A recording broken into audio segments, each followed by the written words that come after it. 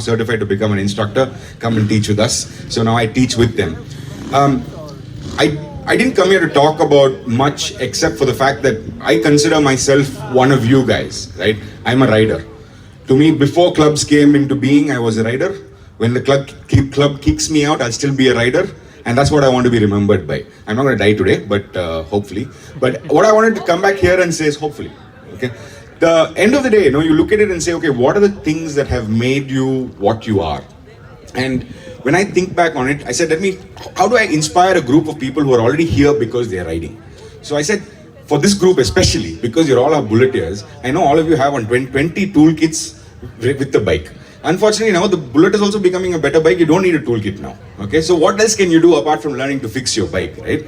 So I thought I'll come and talk about a few things that I have learned. Now, I've also, I think in 2000, the Madras Bulls, the club that I work with or belong to, was set up about 17 years ago. So for all those clubs that have come and said we're 1 year old, 1.5 years old, hey, you need any advice on how to go through shit, we'll tell you. We've been through it and we've come out of it as well, right? And I'm sure all of you guys agree with me, right? So all the Bullet clubs here will probably know.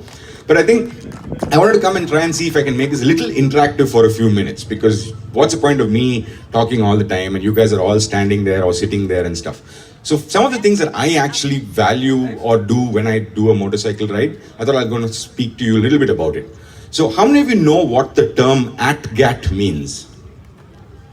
I got one hand. At-gat, anyone? Two hands there, council is one. Three. At-gat, okay, so that's one of the principles that I always follow. All the gear, all the time, right? Doesn't matter, even if you're going to the chai shop to pick up a cigarette and come back, statistically it's proven that most accidents happen within 5 kilometers of your house. That's why he moved. Yeah, I know, you haven't had much here, no? That's good. So, at-gat, remember that, right? Anytime you go out, make sure you wear all your gear. The next was your bike. You have to check your bike out. Especially for the Bullets, I have to keep saying this, I'm sorry guys, check for oil leaks. First thing you do, check and see oil leak means, okay, something is wrong. If there's no oil leak, okay, then you can think about getting on the bike and moving on, right? But then you also see what are the other things that you do. And whilst we say go to schools to learn, all of this today, I went to school in 2003 or 4 with this guy, right? And that time, even internet, I used to ride a Bullet from Chennai to Coimbatore racetrack, learn for 2 days and then ride back that night and go. Nowadays, I can't do all that, but it's okay. I'll still go to the track and have my good fun there. But I think at the end of the day, there are so many things that you can learn and so many topics that you can learn to make you guys better. And I think that's what you guys really, really need to focus on. And whilst I'm talking about gear and the bike, there's more riding techniques that you do. So he's left his corporate job and has pursued his hobby. I still have my corporate job. So I get a lot of profiles and they say, what's your hobby? And they say motorcycling. I'm talking too much. I have called them, they might be away for lunch actually. They think I'm talking too much. I think we talk here. Switch off and switch on. Okay, thanks a lot guys.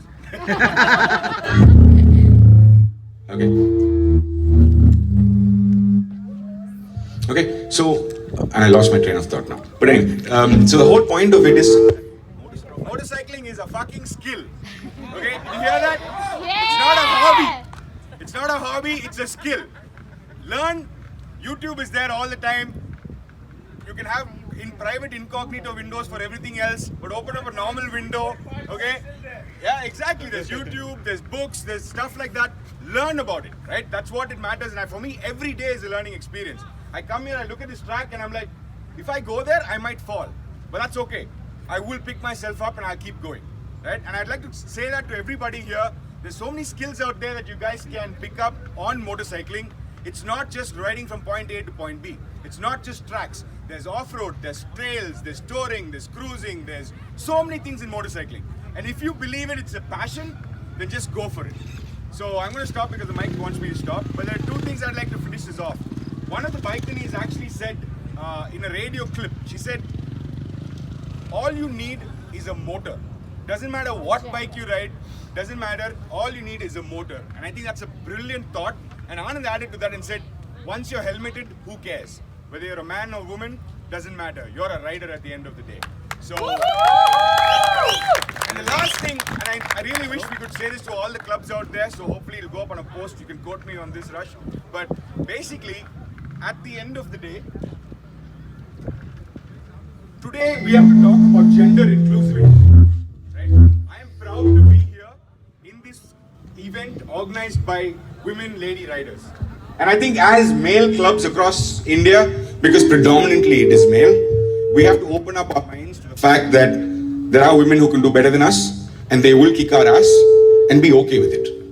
Right? So to the Bikanis, kudos and good luck. Thank you.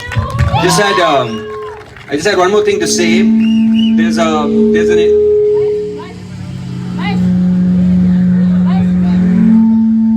okay, sorry. Just a quick one. There's a documentary called 60 Years of Kicks. If you get a chance, watch it. It's a 76-year-old man riding dirt bikes. And he has a small little clip in there which says, he says, I have kids who come up to me and they say, you know, I have $200, $300. Should I get levers, lights, foot pegs, tank bags? And he says, I'd spend it on gas. I'd spend it on petrol. Just ride. That's it.